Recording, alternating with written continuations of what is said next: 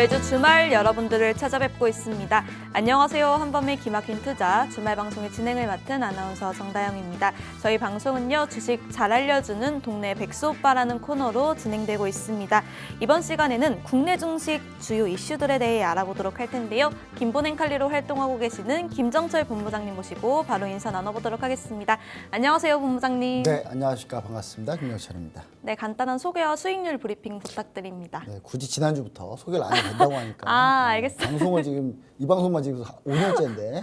그래도 새로 보시는 분들도 있으실 테니까. 이제 소개는 굳이 뭐 생략하도록 하고요. 지난주 데자뷰인데 지난주에 똑같이 이 얘기를 했던 것 같아요. 근데 꿋꿋이 지지 않고 계속 굳이 꼭 소개를 하라고 하시니 저는 김보냉 칼리에서 활동하고 있는 김정철 본부장입니다. 자, 직책이 본부장인 거고요. 뭐 상무이사입니다. 사내 이사고요.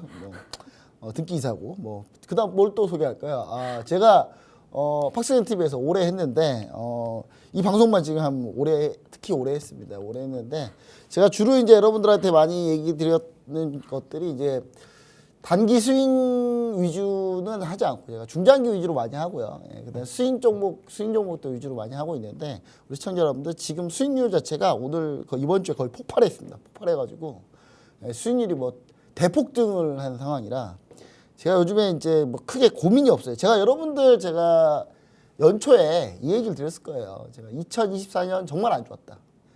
2024년 정말 안 좋았는데도 불구하고 수익률은 코스피보다도 훨씬 더 높은 수익률을 기록했고 코스닥보다도 훨씬 더 높은 수익률을 기록했죠. 플러스 한 30% 이상 기록했습니다. 근데 그게 안 좋은 거예요. 올해 대운이다 나 오늘. 제가 작년에 너무 안 좋아가지고 사주도 보고 막 이렇게 했다고 했잖아요. 근데 올해 대운이래요. 올해 저를 본 사람들이 대부분 다 대운이라고 하더라고요. 대부분이 아니라 전부 다. 이렇게 좋을 수가 없다라고 하더라고요. 아니나 다를까. 1월 2일부터 레인보우 로보틱스 상한가 가기 시작하더니 어제 하나오션 절반 수익 실현. 약 103% 정도. 절반 수익 실현 했는데 오늘도 그냥 어제 이제 103% 절반 수익 실현하고 있으니까 뭐 굳이 뭐 하지 말자 가만히 보고 있었는데 오늘 갑자기 또 SOS랩이 오늘 폭등했어요 또. 여러분 이 방송에서 제가 불과 3주 전에 가지고 나왔던 종목이 바로 SOS랩입니다. 여러분 그 종목 오늘 SOS랩이 무려 오늘 상한가 간 줄 알았어요. 한 25% 정도 왔다 갔다 했는데 여튼 뭐 그런 상태입니다. 그래서 여러분들 뭐 크게 어려움 없을 것 같고 오늘 시장 좀 보시면 아시겠지만 이틀 동안의 트럼프 안도감 랠리가 끝나고 나서 약간의 차익 실현 매물들이 좀 나왔다. 다음 주를 경계하는 매물. 특히 뭘 경계합니까? 여러분들이 이미 이 방송 볼 때는 이미 끝났겠죠. 이미 결과가 나왔을 겁니다. 화면 보시면 아시겠지만 화면에 이제 보시면은 결과가 나왔을 거예요. 오늘 발표할 지표죠. 오늘 미국 고용지표가 나옵니다. 미국 고용지표 나오는데 이 고용지표가 일단 두려워요. 다들 두려워하고 있습니다. 근데 지금 보시면 아시겠지만 가장 중요한 건 넘밤 페이럴 인플로이먼트가 제일 중요하죠. 넘밤 페이럴 인플로이먼트. 네. 보시면 아시겠지만 이전치가 25만 6천 명 신규 고용 나왔는데 이번 예상치가 16만 9천이에요. 근데 16만 9천인데 이게 왜 16만 9천이냐? 요거는 제가 좀 이따가 뒤에. 그러니까 이번 달에 지난 1월 달에 좀 신규 고용이 좀 떨어졌을 거라고 보는 건데 이게 가장 좀 중요하다. 왜냐하면 지난달을 좀 보면은 지난달 1월에 이 비농업 고용자 수가 복증하면서 금리나 기대가 아예 싹 사라졌거든요. 그러면서 글로벌 시장은 좀 안 좋게 시작했습니다. 우리나라는 그때 윤석열 대통령이 체포되면서 체포 과정이었죠. 그러면서 이제 환호하면서 이제 올랐는데 지수가. 근데 글로벌 증시는 그렇게 좋지는 않았어요. 근데 그것 때문에 안 좋았던 건데 그래서 오늘 발표할 이 내용이 상당히 중요합니다. 그럼 여러분들은 이미 결과를 봤겠죠. 결과를 봤을 거니까 여러분들이 이 결과를 보고 여러분들이 이 방송 보면서 아래 하단 QR코드 스캔하고 들어오시면서 유튜브 히든통신만 검색하셔가지고 영상 보시고 있으면 아마 제가 여기에 대해서 내용을 얘기해서 드릴 겁니다. 그러면 여기에 관련된 종목들, 지수 대응 전략 이런 걸 다 올려드릴 테니까 반드시 꼭 함께 하시면 좋을 것 같고요. 그 다음에 이제 이번 주에 수익률 리뷰를 간단하게 좀 해볼 텐데 제가 참고로 수익률 리뷰를 하면 너무 많아서 많이 뺐어요. 많이 뺐는데 많이 뺄 수밖에 없는데 자 보시면 아시겠지만 이제 가장 특징적인 종목만 가지고 나왔습니다. 자, 맨 먼저 히든 종목 1월 20일 날 여러분 여기서 레이저를 활용한 거리 측정 센서인 라이다를 개발했다 해서 자율주행 관련주다 해가지고 얘기 드렸는데 이 종목이 바로 히든 종목 SOS랩입니다. 무려 이거를 제가 3주를 가지고 나왔어요. 3주 동안. 3주 동안 여러분 3주 동안 가지고 나온 건 뭐냐면 도시락 싸두고 다니면서 옆에서 사세요. 이거 매수입니다. 매수인데 제가 얘기하는 거랑 다름없는 거예요. 3주 다 떠들었는데. 근데 그때 뭐 떨어지네, 김정철 본부장 뭐 조선주밖에 못하네, 막 그런 얘기 막 하다가 이제 딱 오늘 그분들이 싹 다 들어갔어요. 오늘 이제 SOS랩이 좀 살짝 안 가니까 그새 이제 저를 이제 시기 질투하는 분들이 많이 계세요. 그러니까 어떤 분들이 보기엔 그러니까 시청자분들을 꼭 시청자분은 아닌 것 같아. 내가 봤을 땐 제가 요즘에 그 모 방송사를 많이 이렇게 저격하고 있거든요. 그 모 방송사에 있는 분들이 좀 저를 많이 좀 싫어하는 것 같아요. 그래서 막 들어와 있나 봐. 오른쪽 하단 QR코드 여기에 들어와서 막 저한테 막 SOS를 안 가는데 이거 어떻게 된 겁니까? 했는데 그분들 오늘 한마디도 못하고 있죠 지금. 오늘 SOS랩 절반 수익 실현했는데 25.4% 수익으로 절반 마무리했고 나머지 아직 홀딩 중입니다. 자 그리고 자 이거 보이실 거예요 여기. 근데 이 밑에 보면 날짜가 있어요. 날짜가 있는데 제가 이 날짜를 억지로 이렇게 가지고 나온 건데 날짜를 가려버리셨네요. 이게 여러분들 이게 날짜가 중요한 건데 이 날짜가 나와 있어야 돼요. 그래야 사람들이 믿는데 차트를 보면 날짜는 어느 정도 예상은 할 수 있겠죠. 근데 보시면 아시겠죠. 여기 밑에 날짜는 있다라는 거, 1월 20일이라는 거 반드시 확인해 보시면 좋을 것 같습니다. 자 그다음 보시면은 이제 요거는 이제 네이버인데 이건 따끈따끈합니다. 2월 3일날 가지고 나왔어요. 2월 3일날 공개 종목 네이버.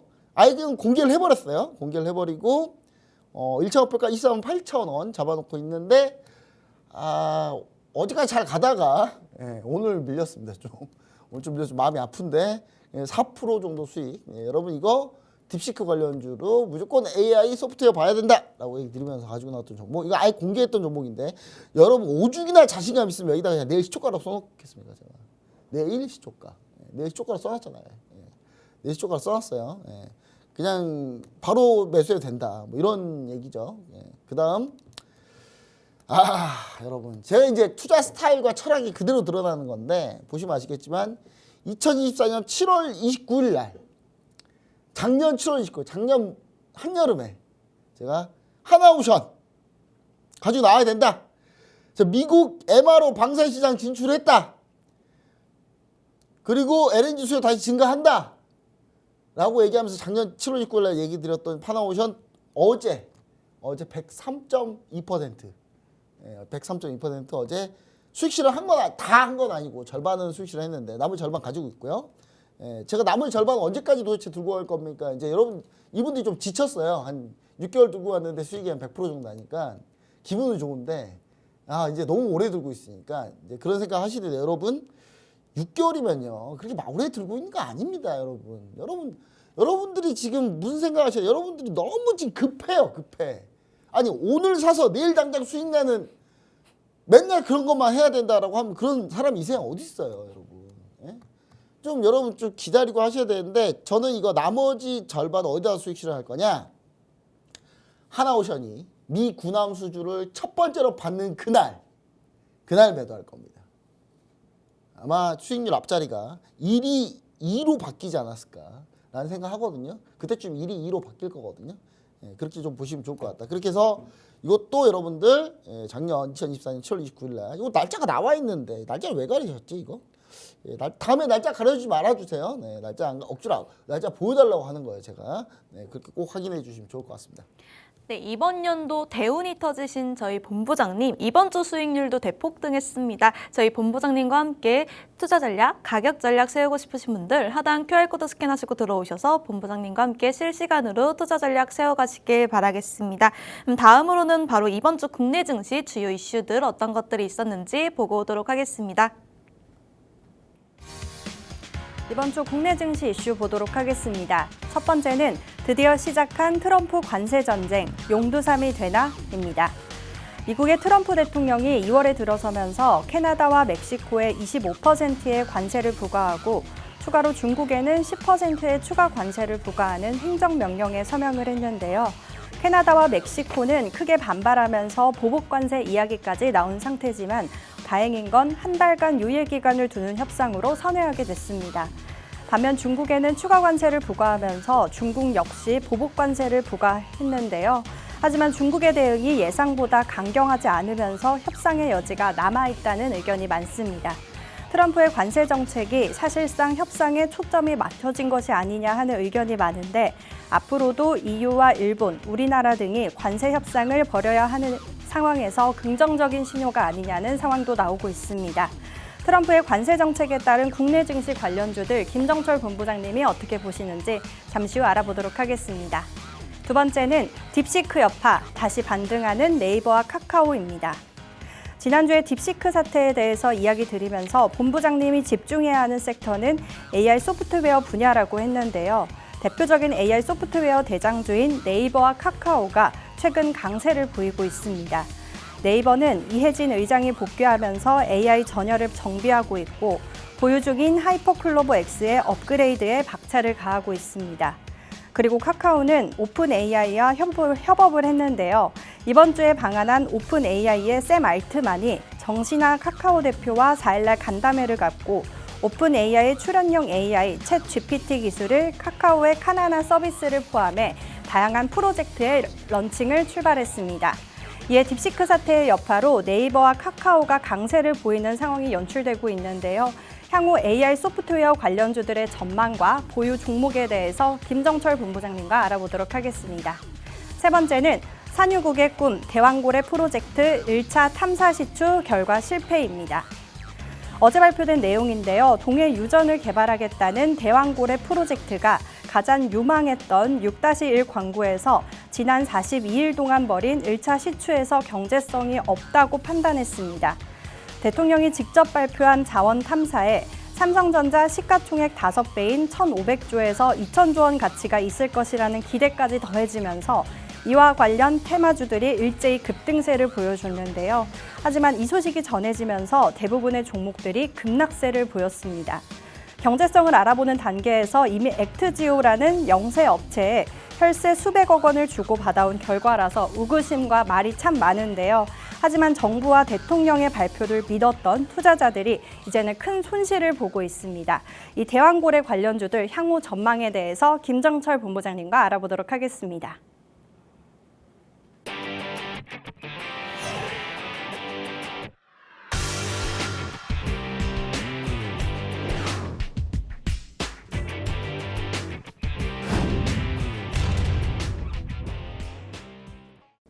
네, 이번 주 국내 증시 주요 이슈들을 알아보고 왔는데요. 간단하게 질문 몇 가지 해보도록 하겠습니다. 미국의 트럼프 대통령이 2월에 들어서면서 바로 캐나다와 멕시코에 25% 관세를 부과하고 여기에 중국에는 10% 추가 관세를 부과하는 행정명령에 서명을 했는데요. 이 트럼프의 관세 정책이 사실상 협상에 초점이 맞춰진 게 아니냐라는 소리가 많이 있습니다. 이 관세 정책에 따른 국내 증시 관련주들 전망 어떻게 보고 계실까요, 본부장님? 네. 가기 전에 제가 하나를 깜빡했네요. 어떤 거죠? 화면 보시면은 요거 한 장 빼먹었어요. 제가 요런 게 있었다. 이렇게 여러분들 하나오션 이분들이 살짝 낮았어. 수익률이 106% 살짝 낮네. 살짝 낮네. 올 103% 나와야 되는데 그리고 여기 보시면 SOS랩 24% 이분도 좀 낮네. 왜 이렇게 조금씩 낮지 다들? 그러니까 이렇게 수익이 잘 낮다라는 거 다시 한번 얘기 드리고 아까 얘기했던 관세 정책 얘기 드리도록 하겠습니다. 관세 정책은 관세 전쟁, 전쟁인데 여러분 이게 전쟁이라 하긴 좀 그래요. 제가 이 말을 하면 이제 노란 딱지 붙을까봐 이것도 유튜브 영상을 올리는데 노란 딱지 붙을까봐 못 하겠는데 관세 그냥 순화하겠습니다. 관세 일방 폭행. 미국 일방주 때리는 거예요. 그리고 멕시코랑 캐나다, 중국은 맞고만 있는 거예요. 그냥 중국은 맞다가 가끔 주먹 한번 뻗어보는 거고. 여러분 관세 전쟁이라고 하긴 좀 그렇습니다. 제가 원래 관세 학땡 하려고 그랬는데 그럼 좀 딱지 붙을 것 같아가지고 일단 관세 일방 폭행이라고 보도록 하겠습니다. 그러니까 미국 일방적으로 때리는 거예요. 왜냐? 미국이 일방적으로 왜 때립니까? 여러분 간단해요. 미국이 지금 원하는 거 뭡니까? 트럼프가 원하는 거. 미국의 공장 지어. 그래서 너 미국의 일자리 만들어. 미국 인건비 비싸지 당연히. 그래도 공장 지어. 돈 더 써 니네. 안 그러면 못 팔아. 이거거든요. 딱 이거예요. 근데 미국의 공장 지어야 되는데 미국의 공장을 지으면 또 나쁘진 않아요. 왜냐면 미국의 이제 전체 소득 수준이 상당히 높기 때문에. 근데 인구도 많잖아요. 인구도 한 4억 명이면 엄청나게 많은 겁니다. 그러니까 중국이 한 14억 되잖아요. 근데 중국의 평균 소득이 얼마죠? 우리나라 돈을 이런 말 하면 또 중국 분들 또 뭐라 할 텐데 중국 분들 가끔 보더라고요.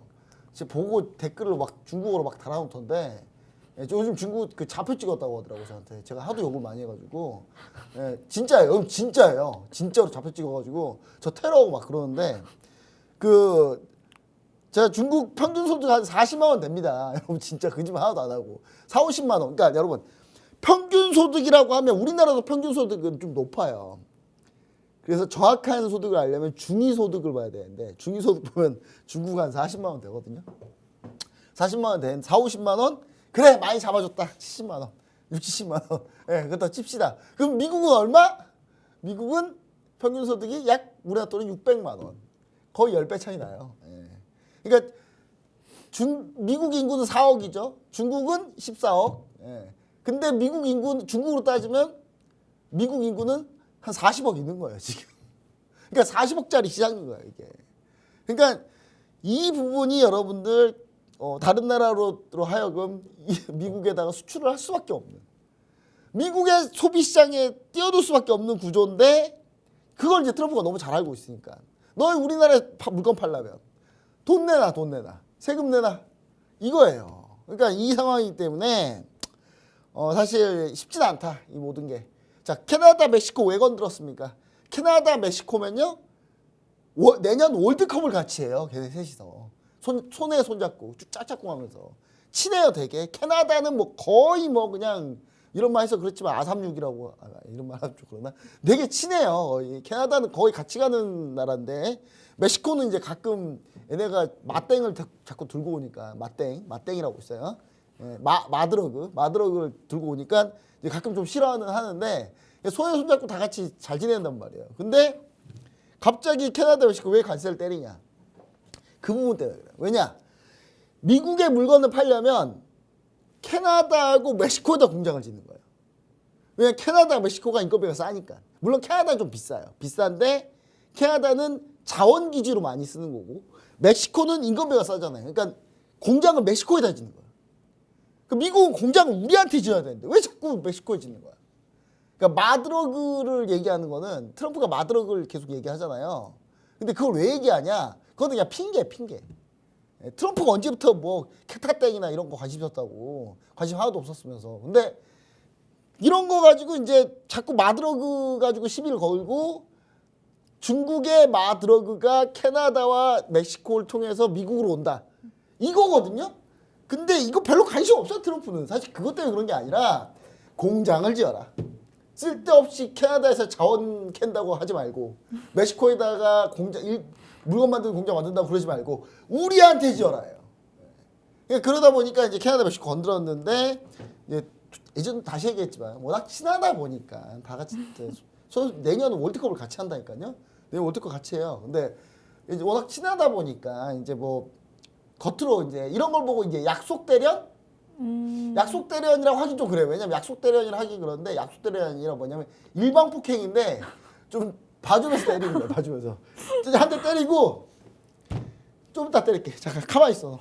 좀 이따 때릴게. 그대로 있어. 야 이거예요 지금.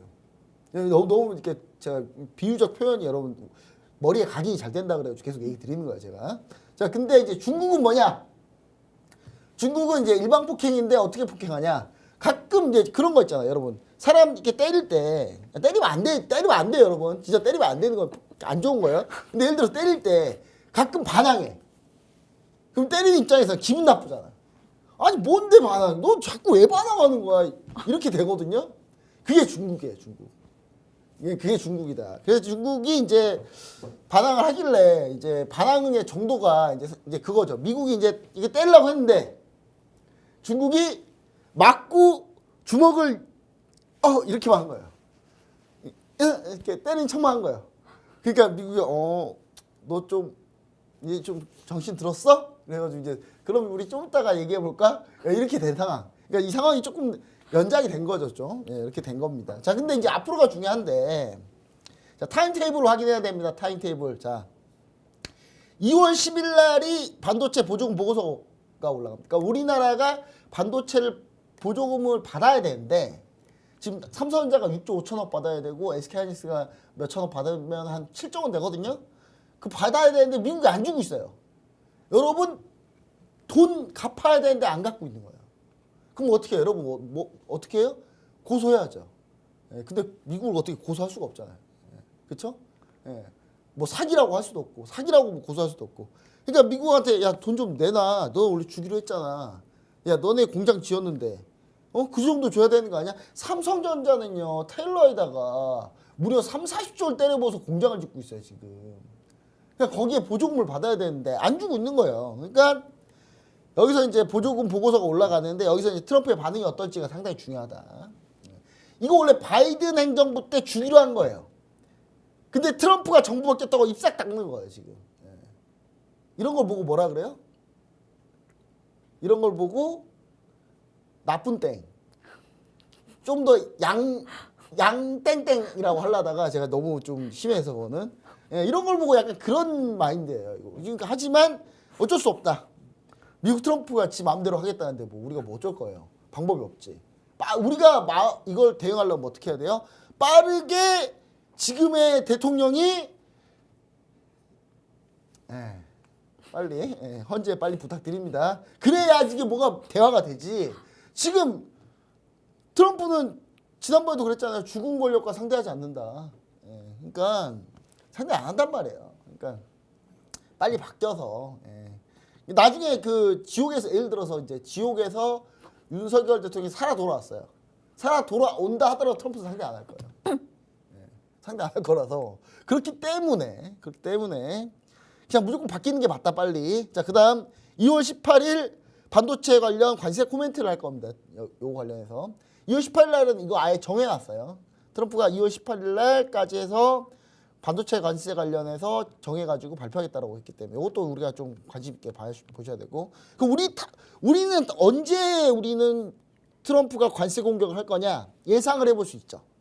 트럼프가 지금 딱 이렇게 봤는데 가장 좀 기분 나쁜 게 어디예요? EU예요, EU. 그러니까 EU를 먼저 때려야 돼. 일방 폭행하러 이제 어떤 거냐면 그 여러 애들이 있어요. 여러 애들이 있는데 이제 순회 공연 다니는 거야. 한 명씩 때리는 거야. 일방적으로 폭행하고 다니는데 이제 이 다음 타자는 유럽이에요. EU. 근데 EU는 반항을 할 생각이 좀 있어요. 있는데 EU의 결정적인 아킬레스건이 뭐다? 여러분 뭐다? 바로 우크라이나 전쟁. 우크라이나 러시아 전쟁이에요. 그러니까 여기서 만약에 미국이 우리 나토 분담금 이제 안 내. 그러면 EU는 바로 난리가 납니다. 여러분 근데 이 다음 EU 관세 논의가 들어가는 순간 여러분 뭘 봐야 돼요? EU 관세 논의 들어가면 EU가 한 대 맞겠구나. 뭐 그럼 끝나야 돼요? 그러니까 여러분 주식 투자 안 되는 거예요, 여러분. 그럼 뭘 해야 돼요? 차트 한번 보도록 하겠습니다. 이미 이거 제가 수요일날 방송에서 다 얘기했어요. 제가 수요일날 팍스넥 TV 방송에서 얘기했습니다. 자, 나토 분담금 안 낸다 그러면 유럽은 자기들이 열심히 무기 사야 되겠죠? 그러니까 바로 지금 방산주 급등하고 있죠. 현대로템 이틀 동안 30% 넘게 올랐습니다, 여러분. 현대로템 보세요. 폭등, 대폭등. 지금 이 다음 타자 보면서 이거 움직이는 거예요. 그 다음에 나토 분담금 안 내. 그 다음에 나 전쟁 안 해. 우크라이나 전쟁 왜 도와줘? 하면 뭐예요? 우크라이나 재건 관련주. 보세요. HD 현대 건설기계. 제가 이거 수요일날 얘기한 거예요, 여러분. 수요일날 TV 방송, 수요일날 방송 보세요. 보시면 제가 이 얘기를 했어요. 보세요. HD 현대 건설기계 폭등. 수요일날 얘기하고 목금 딱 폭등.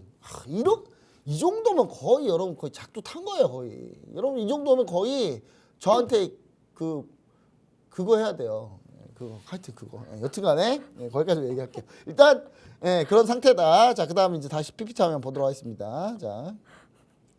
자 그리고 이후에 이제 한국하고 일본하고 대만하고 이제 할 거다. 근데 이제 요거는 조금 그래. 왜냐하면 한국, 일본, 대만은 미국이 약간 무조건 때리기에는 좀 쉽지 않아요.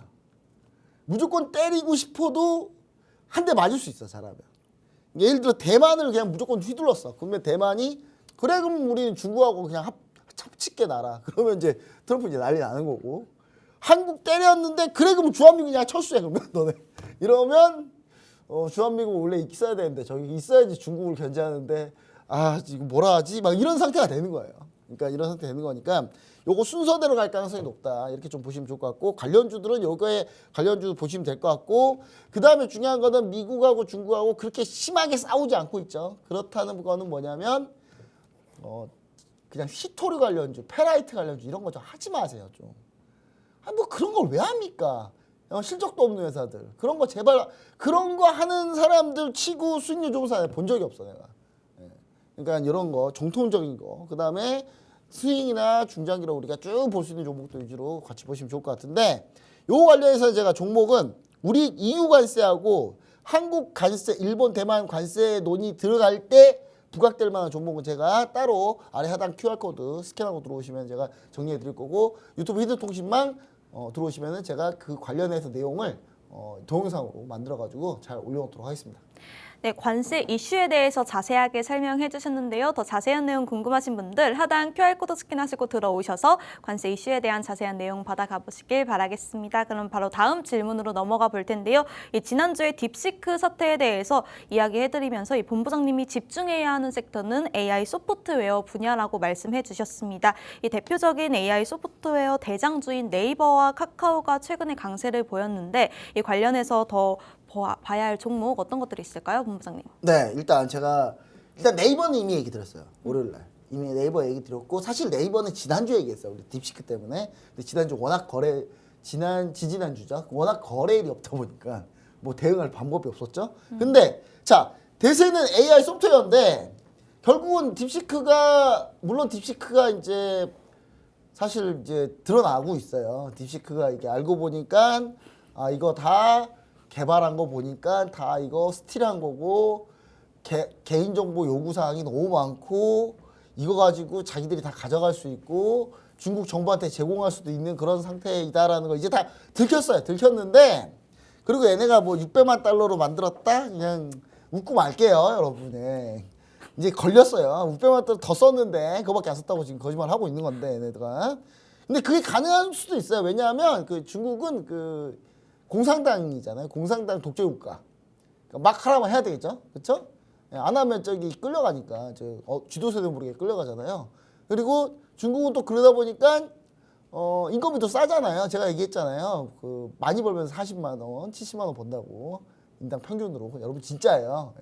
지금 그 중국 관련 그 영상 보시면은 그 40만 원 버는 거 가지고 릴레이로 막 자기 영상 찍고 있는 사람 많이 있거든요.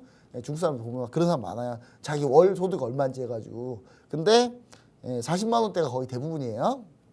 자, 근데 그렇게 인건비 싸게 하면 뭐 싸게 만들 수도 있겠죠. 근데 중요한 거는 이제 그러면서 딥시크가 어느 정도 좀 파장이 좀 가라앉았다. 그러니까 딥시크 적응기다 이제는.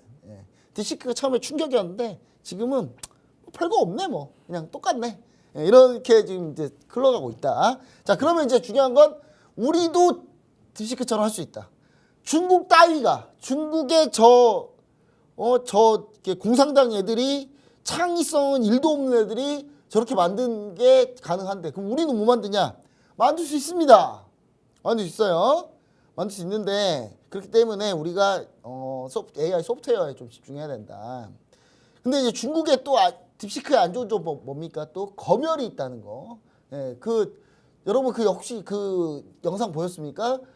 중국 딥시크에다가 천안문 사태에 대해서 계속 물어봤대요. 어떤 사람이 천안문 사태에다 계속 물어봤대요. 근데 천안문 사태를 계속 물어보니까 딥시크가 결국 뭐라고 답했냐면 이제 그만 물어봐라. 너도 답 알지 않냐? 굳이 얘기해야 되겠냐? 내가 말 못한다는 거 너도 알고 있지 않냐? 이런 식으로 답이 왔어. 분노의 답이야. 예. 그거 뭐냐면 제가 봤을 때는 그거 검열하고 있다는 거예요. 보면서 그 천안문 사태 뭐 이런 내용 나오면 중국의 민주화 운동인데 그때 많이 죽었거든요. 근데 중국은 그런 일이 없다고 지금 계속 하고 있어요. 근데 그거를 물어보니까 이제 답을 못 하니까 검열하고 있는 거죠. 그러니까 제가 봤을 때 그 사람 진짜 친 것 같아 이거. 그만 물어봐라 이렇게. 그러니까 검열 때는 이게 한계가 있다. 우리가 따라잡는다 충분히. 자 보시면은 자 그래서 소프트웨어 관련주로 네이버를 얘기 드렸는데 네이버가 잘 갔습니다. 지금 추가적으로 더 갈 것 같고 또 샘 알트만이 우리나라 와서 카카오랑 이번에 또 제휴를 했고 네이버는 이해진 의장이 복귀했어요 다시. 지금입니다. 이해진 의장 역시 타이밍 역시 최고야. 이해진 의장이에요 여러분. 이해진 의장의 네이버의 이해진 의장의 역사를 보시잖아요. 삶의 궤적을 보잖아요. 거의 인생 타이밍이 거의 예술이에요 이분 진짜. 예술가 같은 분이에요 거의. 근데 이분이 딱 등장하는 이 타이밍 예사 타이밍이 아니다 이거 여러분 그냥 넘기면 안 됩니다. 예. 이해진 의장님이 아마 주식 투자를 했어도 아마 대부가 되셨을 거야 아마. 이분 타이밍 하나 기가 막힙니다. 자 그리고 자 보시면은 그래서 우리는 AI 소프트웨어 관련주에 집중해야 되는데 보시면 아시겠지만 제가 이 종목을 일주일 내내 들고 오고 있어요. 예. 월요일날 들고 나왔을 때는 폭등 바로 폭등. 근데 오늘 조정 다시 거의 제자리 왔어요. 지금 매수해도 늦지 않는다 이제. 너무 그러니까 여러분들한테 이거 다 여러분들한테 여러분 매수하라고 이거. 자 텍스트 AI, 비디오 AI 관련주이고 방위산업하고 관공서 수주가 이번에 하나 땄습니다. 땄고요.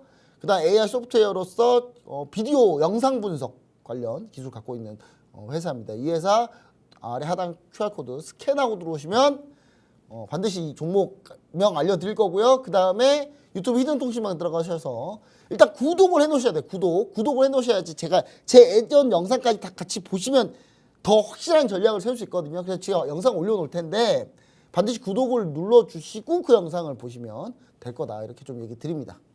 네, AI 소프트웨어 관련주에 집중해야 한다고 말씀해 주시면서 관련해서 히든 종목까지 언급해 주셨습니다. 이 히든 종목 궁금하신 분들 하단 QR코드 스캔하시고 들어오셔서 히든 종목의 정확한 종목명 받아가 보시길 바라겠습니다. 그럼 바로 다음 질문으로 넘어가 볼 텐데요. 윤 대통령이 직접 발표했던 대왕고래 프로젝트 1차 탐사 시추 결과가 실패했다는 소식이 전해졌습니다.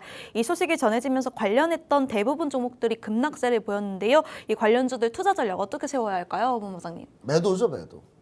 무조건 내가 이거 처음에 네. 갑자기 이제 대국민 담화를 하시겠다고 하셔가지고 대국민 담화 불안한데 그 윤 대통령 대국민 담화 뭔가 이상한 소리 할 것 같은데 딱 봤더니 우리나라도 산유국이 꿈을 이룰 수 있게 됐습니다.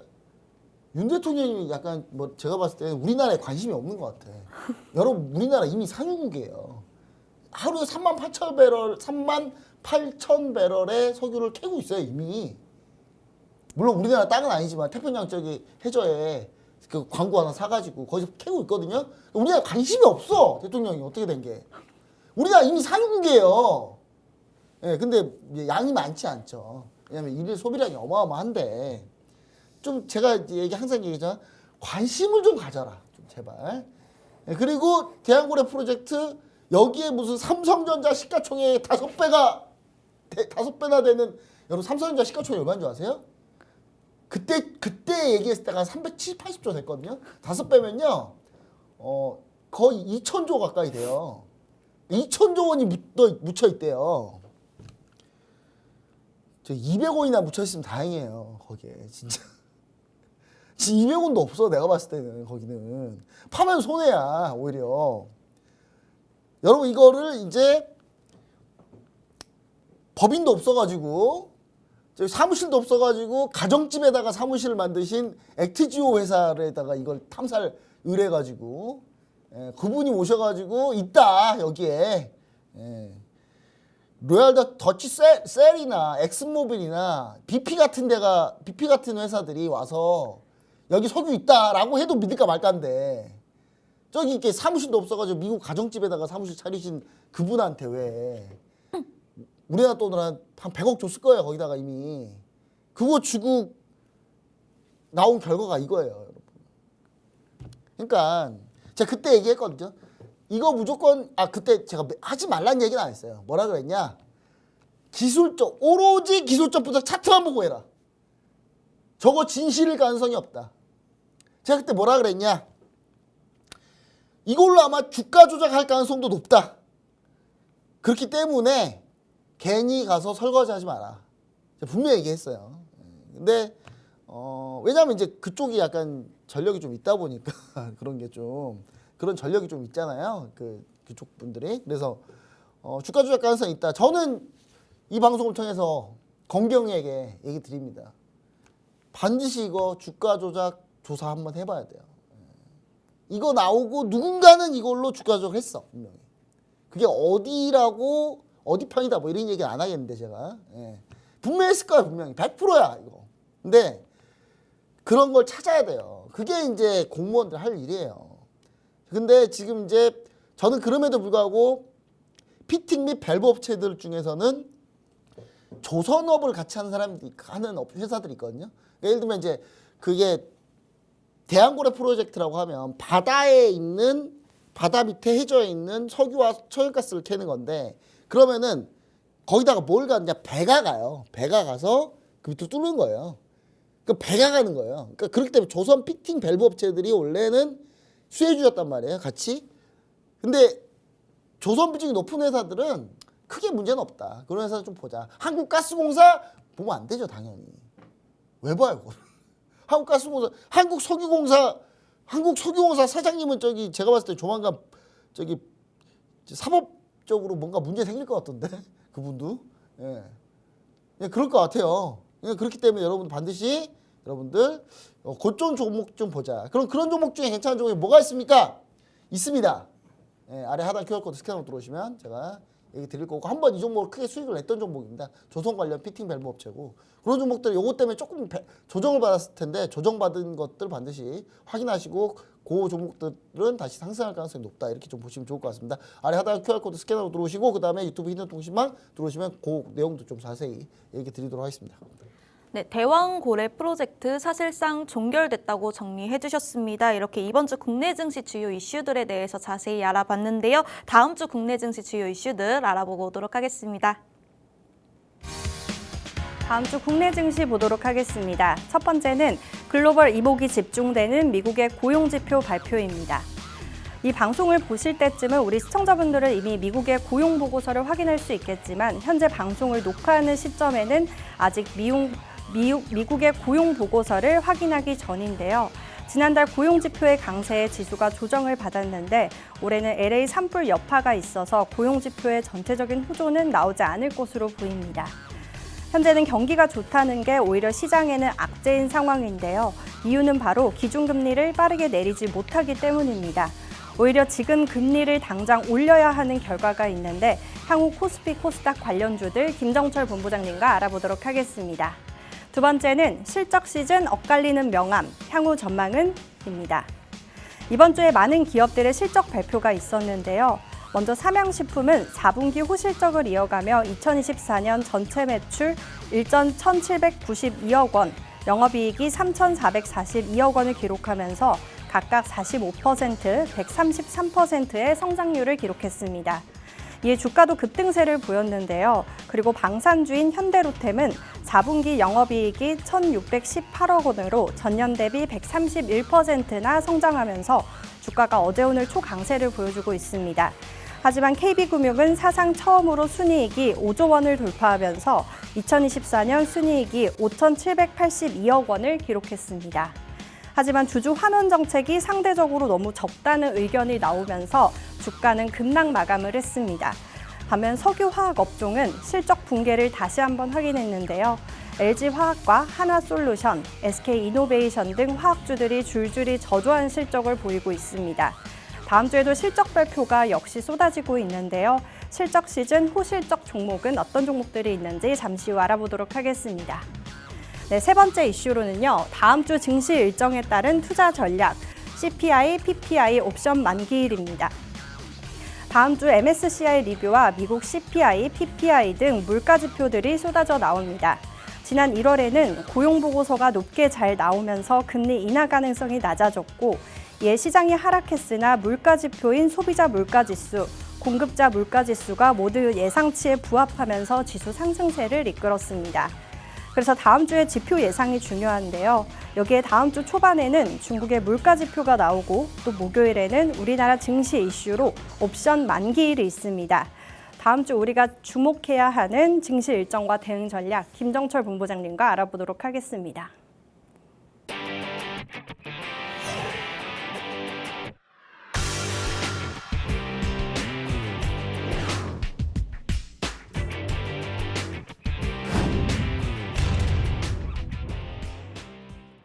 네, 다음 주 국내 증시 주요 이슈들도 다 알아보고 왔는데요. 제가 질문 드려보도록 하겠습니다. 네, 미국의 고용지표 발표가 예정되어 있습니다. 이 방송을 보실 때쯤에 이미 시청자분들은 이미 미국의 고용지표 보고서를 확인하실 수 있겠지만 저희 방송을 녹화하는 시점에서는 아직 고용 보고서를 확인하기 전입니다. 현재는 경기가 좋다는 게 오히려 시장의 악재인 상황인데요. 향후 코스피, 코스닥 관련 전략 어떻게 세워보면 좋을까요? 네, 일단 이제 아까 초반에 이거는 고용지표 얘기를 했기 때문에 뭐 길게 얘기는 하지 않겠습니다. 보시면은 고용지표가 잘 나와야 되는데 원래 고용지표가 잘 나오는 게 좋지 않을까요? 고용이 잘 된다는 얘기니까, 그렇죠? 근데 지금은 잘 나오면 안 돼요. 잘 나오면 금리를 인하를 못하니까 잘 나오면 안 되는 겁니다. 그렇기 때문에 고용지표가 좀 안 나오길 바라야 되는데 지금 보시면 25만 6천 명이 지난달 비농업 고용자 수였고 이번 16만 9천이 이제 예상치인데 저는 이거보다는 그럼 이거 왜 이게 갑자기 올해 1월에 줄게 나올 거로 예상하고 있느냐? 12월 말에 뭐가 있었어요? 다영 씨? 12월 말에 뭐가 있었습니까? 미국에 큰일이 있었죠 하나. 무슨 일이 있었을까요? LA 산불 관련 이슈가 있었습니다. 아, 또 이제 좀 뭔가 네. 감을 찾으시네요. 네, 이제 그 LA 관련 산불 때문에 이제 일자리가 좀 줄었을 거다. 네. 약간 이런 예상인데 여러분 제가 감히 예상해 보겠습니다. 이거보다 높게 나올 거예요. 이거보다 높게 나올 건데 그렇게 많이 안 줄었을 거다. 근데 저는 한 20만 정도 보고 있습니다. 20만 정도 보고 있으면 여러분 기본적으로 충격을 받습니다. 이거 충격 받아요. 그렇기 때문에 월요일날 증시에서 조금 안 좋을 가능성도 있습니다. 근데 20만까지만 앞자리가 2가 안 뜨고 1 떴다. 19만 얼마 나왔다. 그러면 안도할 수 있습니다. 그래도 좀 떨어지고 있구나라는 생각으로. 그렇기 때문에 여러분 시청자 여러분들 그렇게 좀 전략을 짜면 될 것 같고 그다음 고용지표가 발표되면 그 다음 주에 바로 CPI, PPI가 발표하거든요. 그러니까 CPI, PPI가 사실 물가지표를 봐야지 금리를 어떻게 할지 또 정할 수 있기 때문에 물가가 더 오르면 안 되는 거예요. 근데 지난달 12월 달에 무슨 일이 있었냐? 유가가 올랐어요. 유가가 올랐기 때문에 물가 CPI, PPI 분명히 영향을 줬을 거다. 특히 PPI는 오를 거라고 이미 예상하고 있는데 CPI는 예상치부터 오르면 안 된다라는 그런 전략으로 좀 보셔야 될 것 같아서 코스피, 코스닥 전략 간단하게 좀 얘기 드리자면 제가 얘기 드리는 게 이제 한번 여기 깨져서 상승추세 무너졌다 했는데 다시 올라왔어요. 다시 올라왔는데 다시 여기 지지만 받으면 되는데 제가 순간적으로 살짝 이탈할 가능성이 있습니다. 고용지표가 너무 잘 나오면. 그러면 순간적으로 이탈할 수 있는데 순간 이탈해도 여기 흐름을 지킬 가능성이 높다. 그래서 저는 흐름을 지키고 2610까지는 최소한 다시 도전하지 않을까 이렇게 보고 있고요. 코스닥 같은 경우도 마찬가지. 코스닥은 748을 지금 현재 거의 왔죠. 거의 왔는데 767까지도 가능하다 충분히. 그래서 여기까지 좀 목표치를 좀 보고 가고 있는데 그러면 고용지표 잘 안 나온다는 얘기인가요? 약간 높게 나와서 시장이 조금 밀리다가 CPI, PPI 보면서 다시 돌아 나오는 그런 상황이 이루어질 가능성이 상당히 높다. 이렇게 좀 보시면 좋을 것 같다. 이렇게 얘기를 드리도록 하겠습니다.